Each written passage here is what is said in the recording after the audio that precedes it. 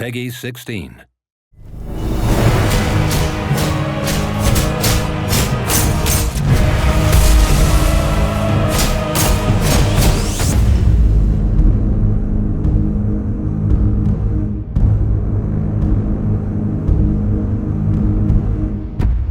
One of the things we were conscious of when creating this idea of a monolith is that we wanted to make sure there was still variety in there. So we did actually create 4 very distinct different biomes. These reflect certain almost philosophical principles of life, if you like, and each one, in terms of its art direction, is meant to kind of invoke certain feelings. You will also see some very unique areas which lead more towards the supernatural and divine aspects of the mysteries that this ancient civilization has uncovered.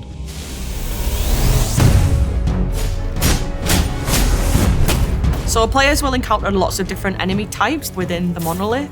So they are ancient automatons that are trying to protect areas in the different biomes, and they all have different styles of gameplay and all have different methods of defeating them. This is sort of tied to the cartogram system. We put a lot of information up front in those cartograms, including what boss you'll face.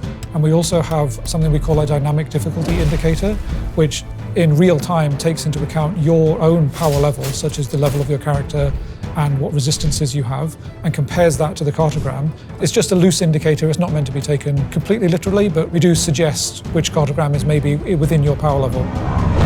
In Empyreal, there's 9 different characters, and each of them have their own unique backstories. So all of them have their own motivations and reasons for being there, and they all have different takes on what's happening inside the monolith.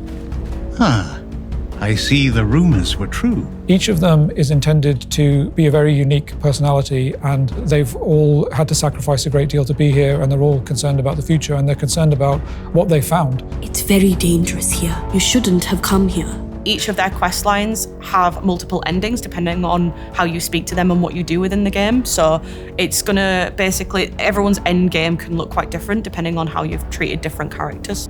What I hope is that players will resonate with these characters, that they will have their favorites. I mean, I'm probably biased, but I think they're one of the most interesting aspects of the game.